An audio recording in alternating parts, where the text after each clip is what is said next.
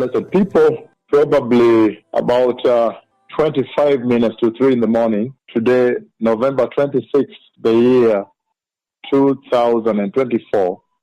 The Lord spoke with me today about the big revival coming to Brazil. And in that revival, the Lord showed me a very massive visitation coming there. And then at one point, I was stepping on water. So He made me know that it had rained there. So I'm waiting for the Lord to give another conversation on this, but it looks like heaven opens there. God Almighty loving Brazil, speaking about Brazil, telling them, look, I'm going to the Father's house to prepare a place for you.